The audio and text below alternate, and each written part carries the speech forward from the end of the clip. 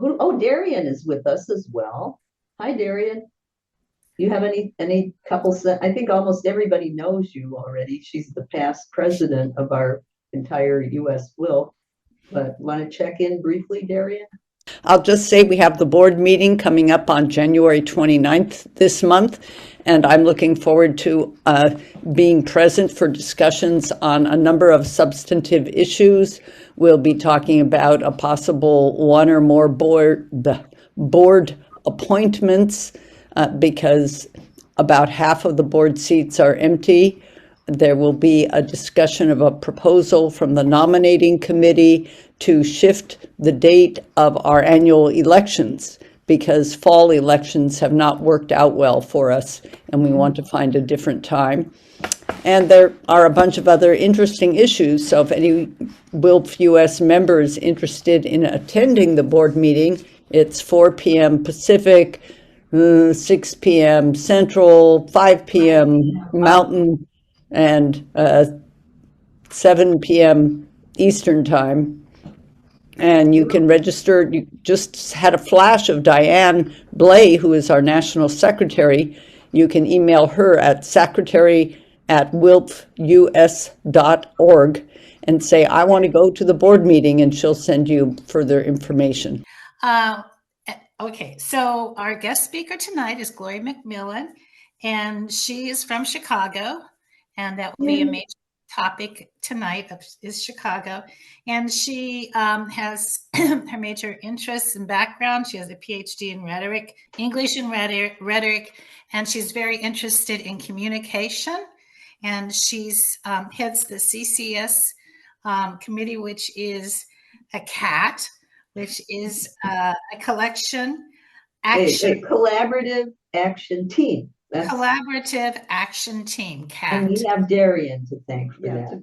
If you're really interested in it, it's communications access, culture and the arts, and sensitization.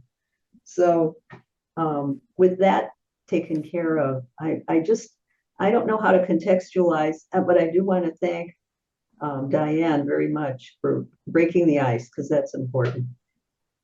And it isn't only about Chicago. It's just that they're a big newspaper town. And I guess I can open my, am I able to share? Yes. So anyway, Chicago, as I began to go back into the misty history of Chicago, Windy City, is a very rich newspaper history. You're much too young, all of you, to know about the 1930s. And there was an old play that became a film called The Front Page by Ben Hecht. He was a huge figure in Hollywood. He was the one who also was Rosalind Russell, whatever it was called. It was the remake of The Front Page. Anyway, so Chicago was the source of all Ben Hecht and all of his newspaper lore. Ernest Hemingway was trained in Chicago newspapers, the Chicago Daily News, and Carl Sandburg worked for them. I think F. Scott Fitzgerald worked for them. A lot of people just cycled through Chicago and worked on, and Theodore Dreiser worked for them. So I could go on naming names, not Norman Mailer, Saul Bellow, people like that. They all worked on the Chicago newspapers because they knew it was such a great training ground.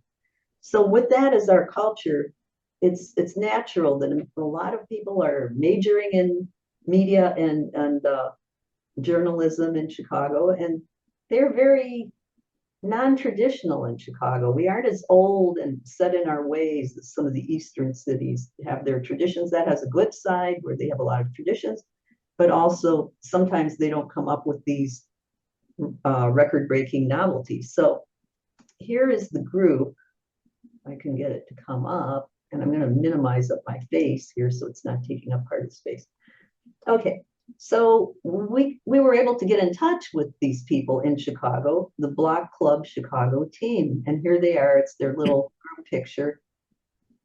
They formed because they felt that cities are being misrepresented a lot of the time. Only the worst things about cities are highlighted. And many of the good things that are at the local level are being neglected.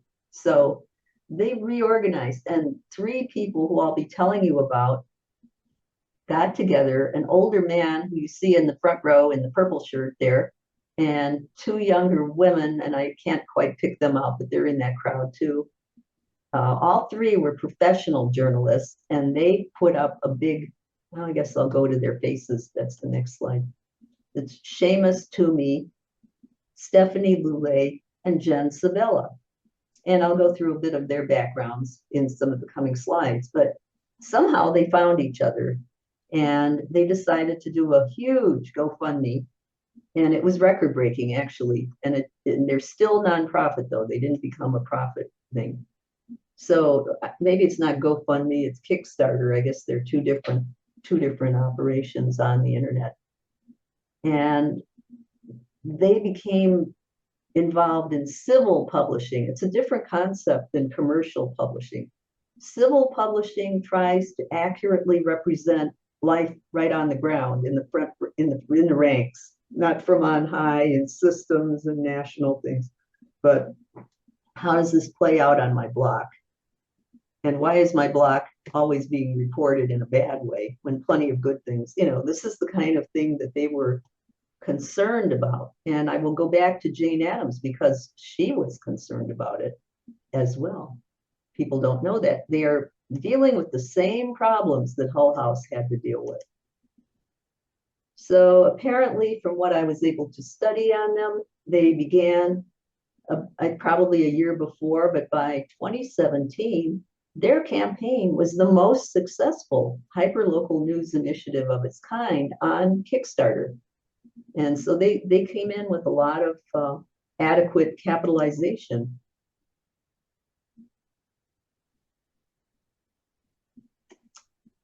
And here we have Mr. Toomey talking, and I'm quoting from him. He came from the Chicago Sun-Times, which is one of the top newspapers in Chicago. But as you can imagine, many people were very unhappy at all these mergers and consolidations of media. And they just didn't like it. And so they wanted to start little newspapers on their own. And I think we've seen this in other cities too. He's the one in Chicago that was the most eminent that started doing this.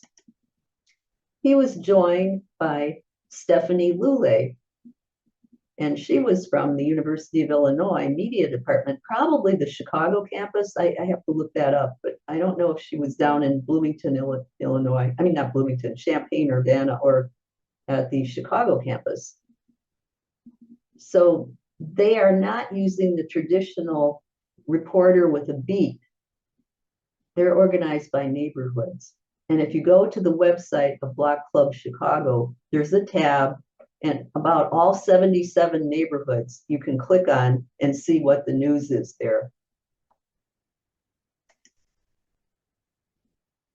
And so Jen Sabella, the third of this triumvirate here, grew up on the South Side. And that's a very different place than the North Side.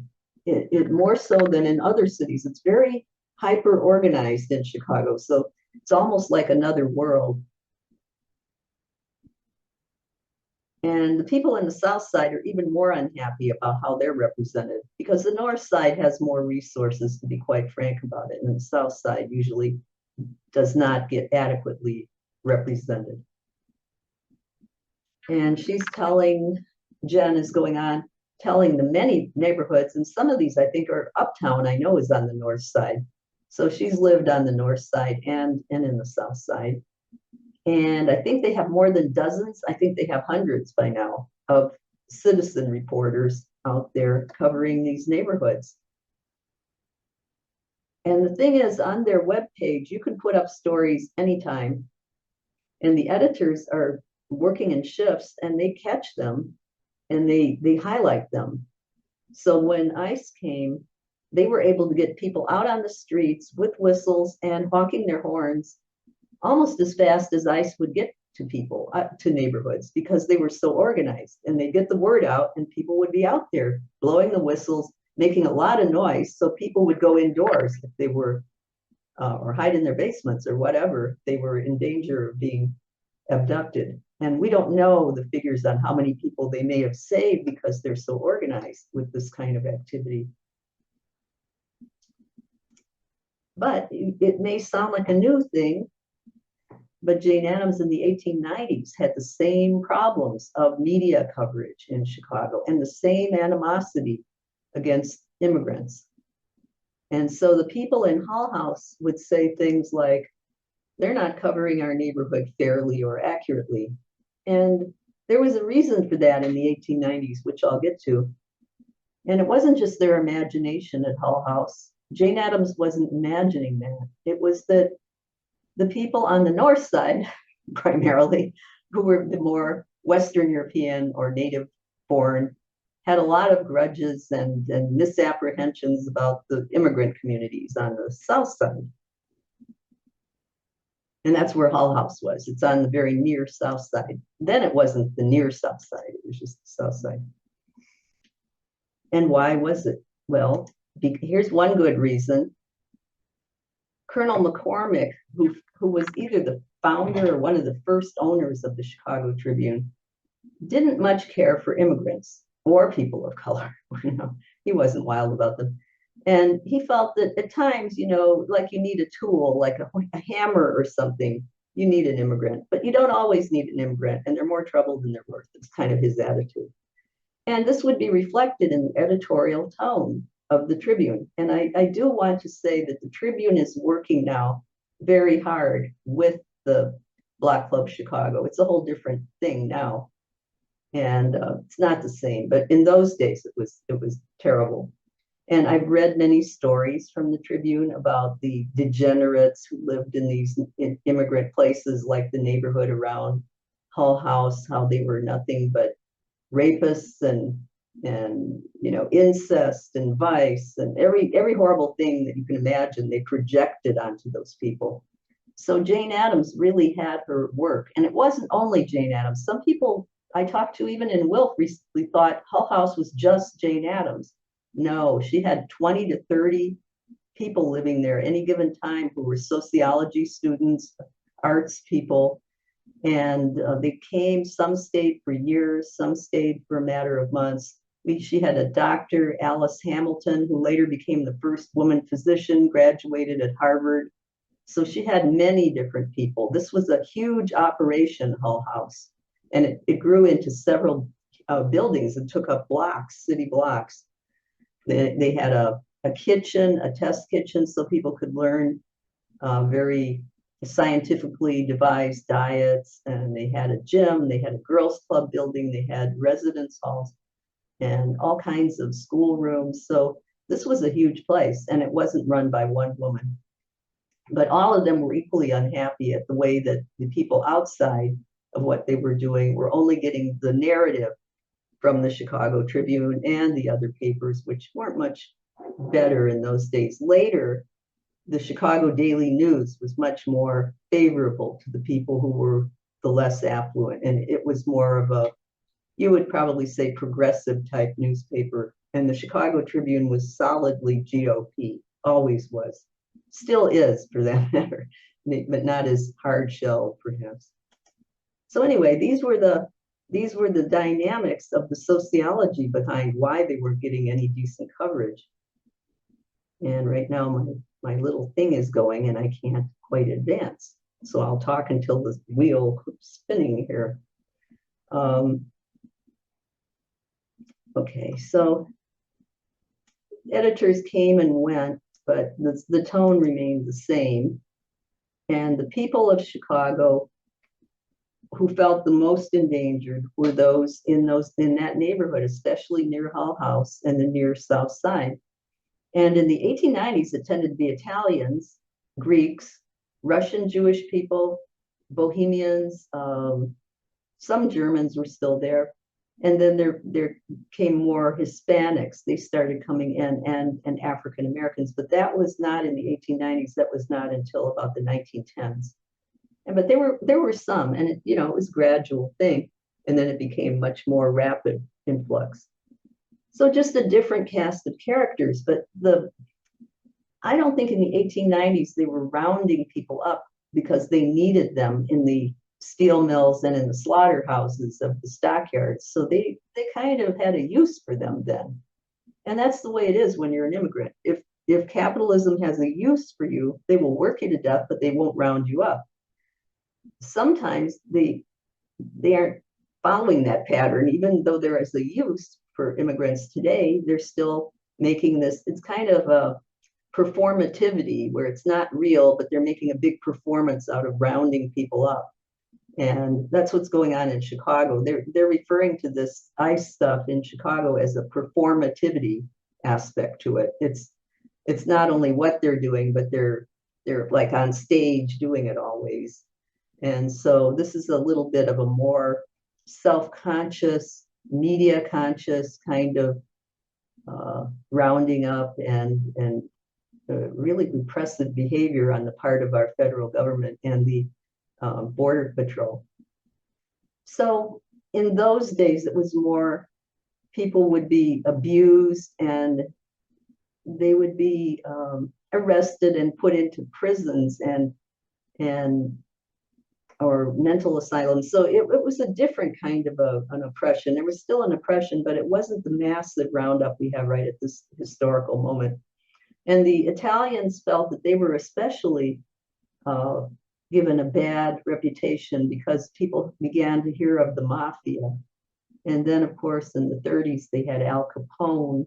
And, you know, I imagine being an Italian person from Chicago and that you have to live with that label. So that was part of the problem, that these immigrant groups had negative labels.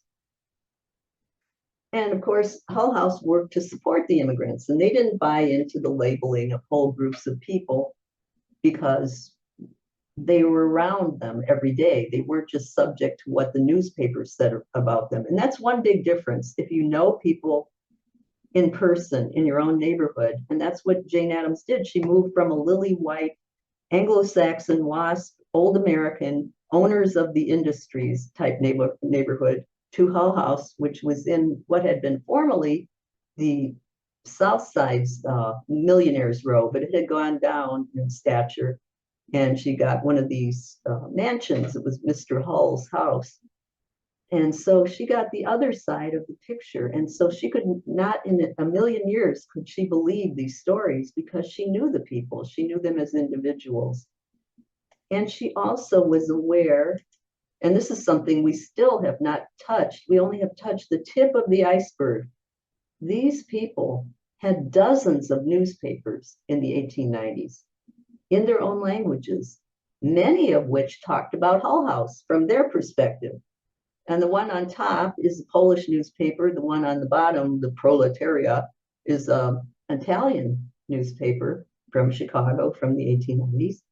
And there were many, many of these. So it's just a matter of we don't have enough scholars with the language skills to do it. I did some work on the Bohemian press in Chicago, or Czech press, and it was very interesting because they had a feminist woman who was running her own print shop and her own journal in the 1890s. And she had a print shop that was all women in the 1890s, right there in Chicago. And she did work both in English, but in her print shop, mostly in Czech. But she was the first immigrant woman to write a chapter in one of the Hull House publications, and that was Hull House Maps and Papers. She wrote a chapter about her own immigrant community in English.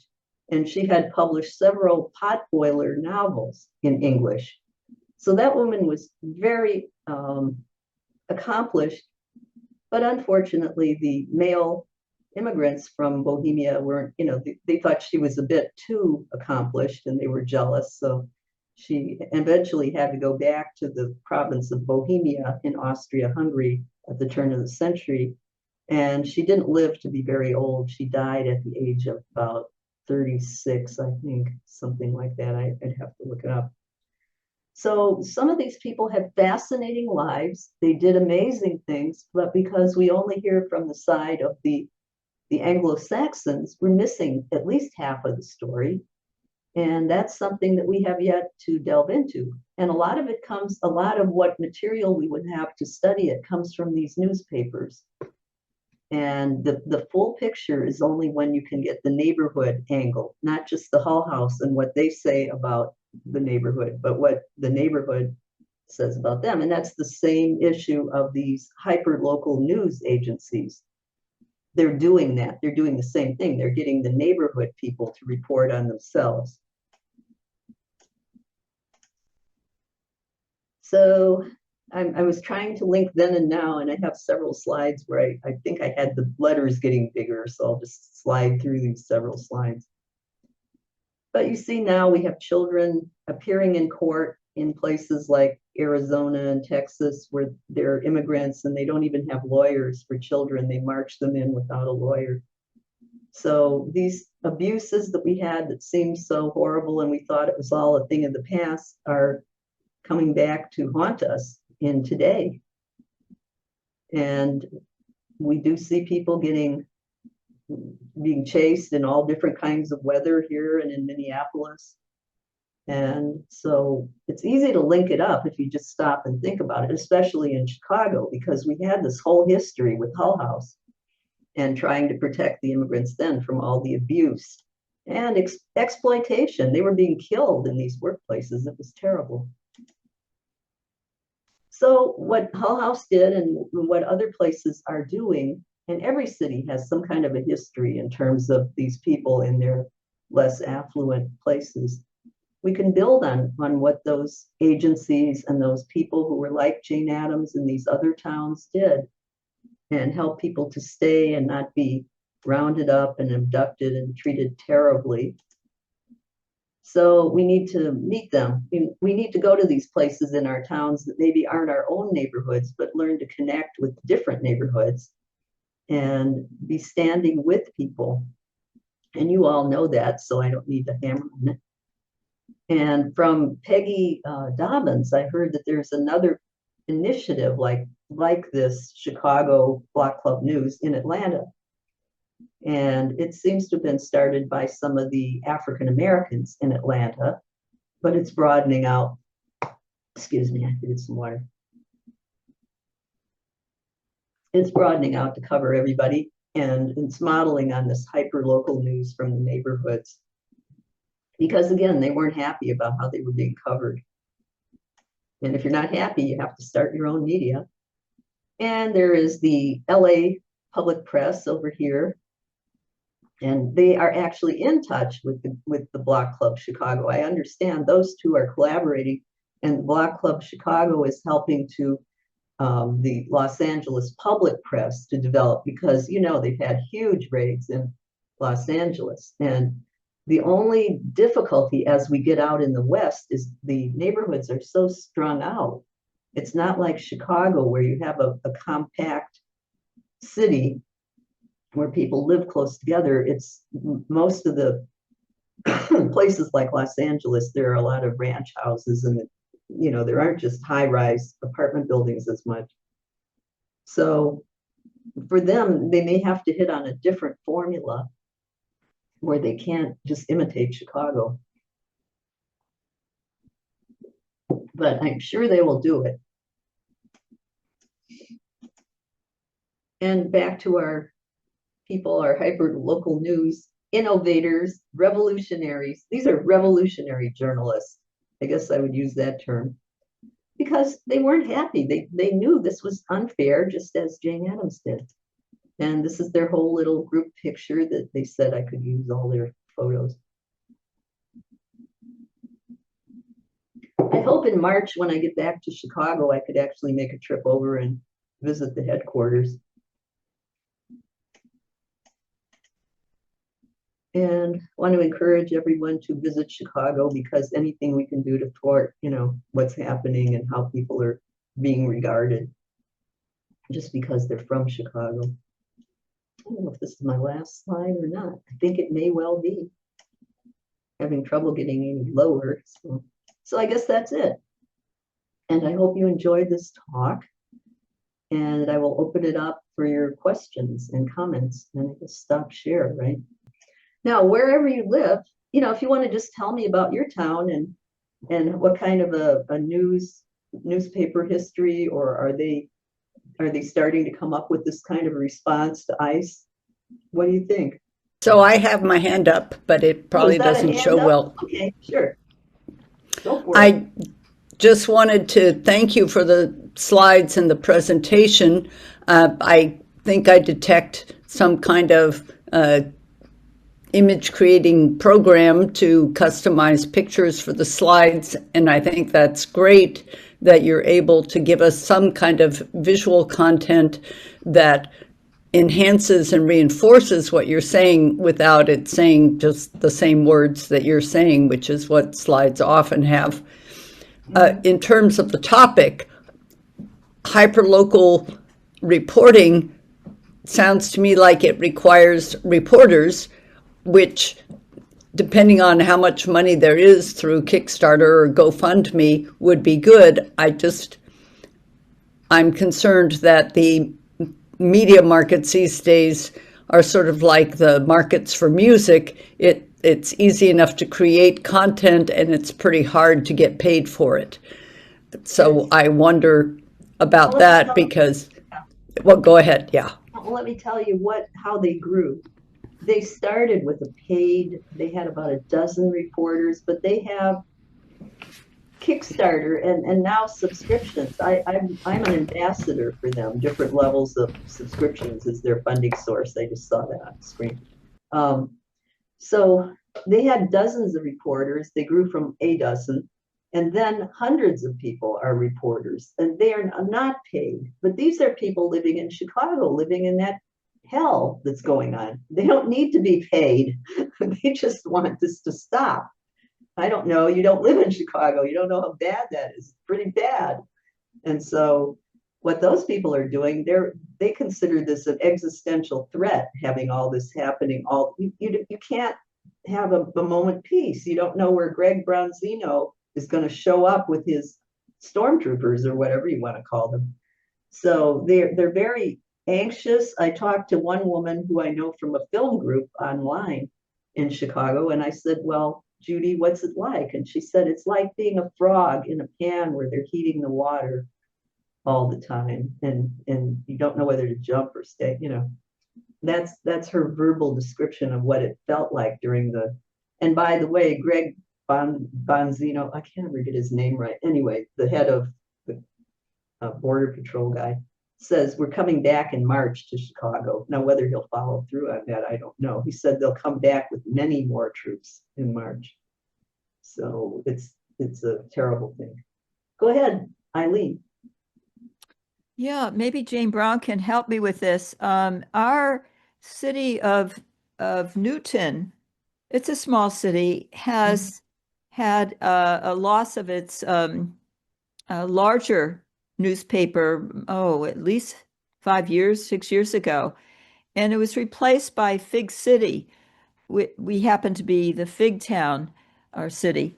And so it's called Fig City News. It only takes care of Newton. You really can't do outside stuff. However, we were having standouts in front of our UU church, not far from where I live, and the editor was there taking pictures and he was there inside our church for the morning before, when we were celebrating MLK, which is a community thing that has been going on in some part of the city for, I don't know, a couple of decades. It used to be at Myrtle Baptist, predominantly Black church. I guess one time it was even at Franklin School, someone was telling me, which is across the street from me, an elementary school. What I'm trying to say is that they covered, national things if it affects our city. So I've been pretty impressed. The writing is good. The editing is really good. I really like Henderson. This is a start. But see, they're at the starting stage. They have young reporters covering the western part of the state where I grew up. And they fast learning curve is all I can say. They've done a good job. Specifically, if you're dealing with ICE, though, what you would need is people who are from the community to be filing stories up to a website or where they can highlight it so people can go out and honk and blow whistles. I mean, Chicago, everybody has a whistle. I'm exaggerating, but hyperbole. But We've Lots of got people some of have, that here. lots We've of had people have training. whistles now. Yeah, We've because had training they in the learned church. that they did learn that whistles are really good, and honking your horn, when you hear the whistles and you're in a car, then you start banging on your horn. And that alerts people who are in a precarious situation to go indoors and get out of sight and go to the most remote place in your house, whatever. And it's, you can't get a count though how many they've saved, but I'm sure many hundreds have been saved from these abductions because they're so fast. It's so good to hear that. We've only had 2 ICE invasions, and they were small. Mhm. But Jane, what's your 2 cents or 4 cents on this? Well, as far as the newspaper goes, it used to be very, very conservative. So they've changed. I'd say, but it's not a paper. It's comes online. It's a Mhm. digital. Yeah, it is digital. But it's at least 3, 4 pages. Yes, yes.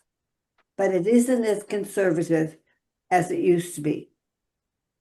And it's more weekly. Oh, wait a minute. That's when I catch it. Is it daily?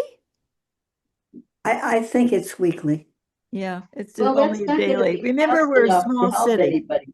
I'm sorry, in a situation of ICE, what you need to do is get hyper, this is not hyper local news. Hyper local news is where you're getting all the neighborhoods involved, and they're uploading stuff so that you can get people out almost as fast as ICE is out. And so it might take an initiative on the part of people talking to these beginnings, the big city news editor, and then offering some services like, I'll report from my block. Could we try to set this up block by block? That's how they did it in Chicago. Thousands of city blocks organized. 77 neighborhoods are organized to do this. Our neighboring towns are actually doing more of that. And that may be a thing that, has spread, and it occurs to other people. It's not like nobody else is thinking of it. I know that. It's just that they were like the first out of the chute because of the history of the newspaper media in Chicago. We're already so always thinking about it. Okay, I missed the point. No, we don't have local news per se. And that's what will But your save your people. question was more general, and I fell for it. Well, no, it's something you just don't have it yet. I mean, you could still set it up. It takes a while to get these networks set up. And once you sell people in where, where you have meetings of people and they get together at the PTA or at the town council, whatever, start making it known. This would be good if our blocks could organize block by block so that we could have a central site where we can upload stories real fast, because once a week isn't good enough. And we need to be able to let people know, hey, they're running around on block C. And they were doing that in Chicago. Hey, we sighted them over on this block. Everybody get over. They did.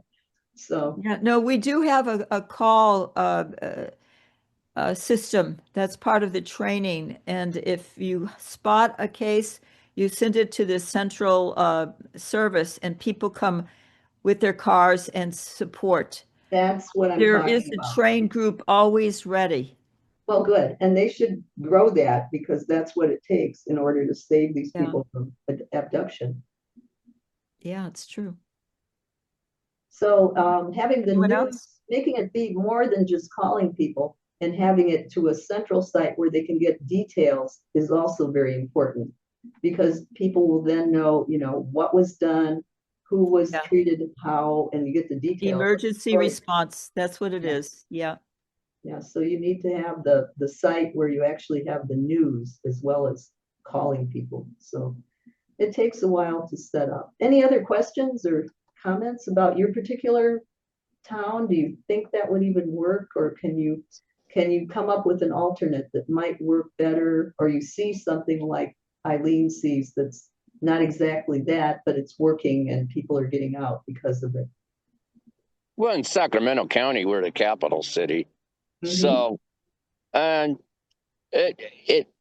we've set things up similar to it. There's been a lot of small little newspapers that aren't around anymore, like the News and Review. and that was one of the small newspapers. And there's, of course, I'm trying to figure this out. If you try a warehouse, a storing place, a clearance center for some of these, I'm assuming that it's the people who run it. And that's the big thing here in Sacramento. It's all about the Capitol and what the business of the legislature is. So I'm trying to grasp on how we could do that here in a city that's mainly run by the politicians here. And that we have, how many small newspapers do we have? We have the Observer. We still got Mom Guess What, which is the LGBT newspaper. We have about 3 or 4 small newspapers I know of, and the Oak Park News. And so I'm trying to figure out, how did you guys get it together so that you got all these newspapers to come together? How did you do that? Well, it wasn't that the standard newspapers, the Chicago Tribune, the Sun-Times, and the Daily News doesn't exist anymore, but there's a couple more. They didn't come together. That isn't how it formed. It was a single reporter from the Sun-Times and these 2 younger journalists started hiring. They had enough money from the Kickstarter to hire their own trained journalists. So it was a small core of trained journalists. Maybe the ones they hired were just out of school, or I don't know. I'd have to dig further on that. But they had professional journalists, maybe student journalists, newly graduated journalists. Then from there, they recruited the neighborhood people. And once the neighborhood people heard about it, because nobody in Chicago is ever happy with how they're being covered. They hate it, always. So they were already unhappy before ICE ever came. And so they were thrilled to know that, hey, we could actually do a better job than these major corporate newspapers. Let's do it. And so Right, that's what the News and Review did. What they created was a website, Randy, and you could just go to this website. It's called Block Club Chicago. When you go to the website, you'll see that it says neighborhoods. You click on that and you get like 50 neighborhoods or more. And actually all of them are organized, but some of them are thinly populated. The major dense ones are all there. And if you click on them, there are dozens of stories and all kinds of things that are up to the minute. 10 minutes ago, this one was filed. So that's the clearinghouse. Your clearinghouse is the website. The website, yeah. And they also have podcasts. But these people are getting to be around. They're getting around and they're getting on the network news review, what you call Meet the Press, things like that. They're starting to bring them on the News Hour on PBS because they want the word to get out about hyperlocal news, and that it's like a turtle versus a rabbit. Hyperlocal news is the rabbit, and the turtle is the regular kind of organization of corporate news. And for meeting attacks that come out of nowhere and that are instantaneous, they can't be quite that fast, but they're much faster than the traditional media. It's fascinating. So how long did it take to you to get from the point where you are, from the point you started organizing everybody to the point where you're at this clearinghouse? I'm not with them. I'm just reporting on them. But what I understand is they started in 2016, and then by 2015, I don't know how long the period was, but by 2017, they were the biggest public press funding project that they'd ever had at Kickstarter. And so the only reason I'm concerned about plenty of money to capitalize. That's the thing. They did have some capitalization money up front because of their extremely successful Kickstarter campaign. And what they were saying is, we're not going to be commercial. We're going to be a nonprofit, and we're going to combine trained journalists. That's important. Yeah. And these people are very well trained, the core, and they are sharing their credentials and their methodology to the ones that don't have as much training, because you need standards in journalism, or else you get a lot of bogus stories or misinformation, so they're trying to make sure that we have very high standards. It's interesting. So I wonder how Sacramento could do that. But Darian, what do you think? How do you think Sacramento could do that? Oh, thanks for putting that in, Lucille. Here's the website. It's in the chat.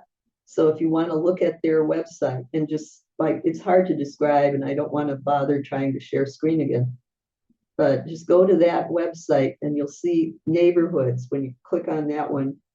And it's a wealth of material that you never get in the national level, but all kinds of stories have been coming out of Chicago, all kinds. And they not only cover the instantaneous stuff, but they're doing terrific analysis of the propaganda. They had one big story on the propaganda techniques used by ICE, and they had different people analyzing the different events and how they were staged and how they were groomed and handled by the propagandists. And it was very informative.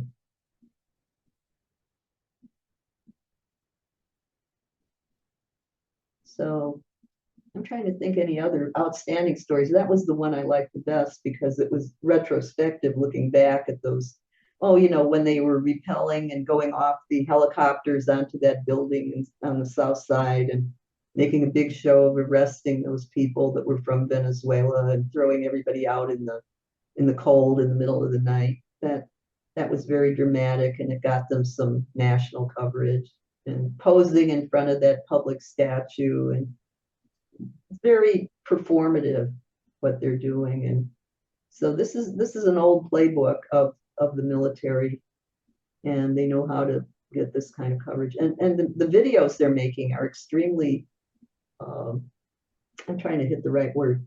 They're not natural. They're not like something happens and it's the way it really happened. They're very groomed, music, lots of exploding things, colored lights, fog or smoke, and making it look very, very much like a Rambo movie, I guess is what I would say. So they have that cinematic quality to them, especially the ones in Chicago. They were very cinematic.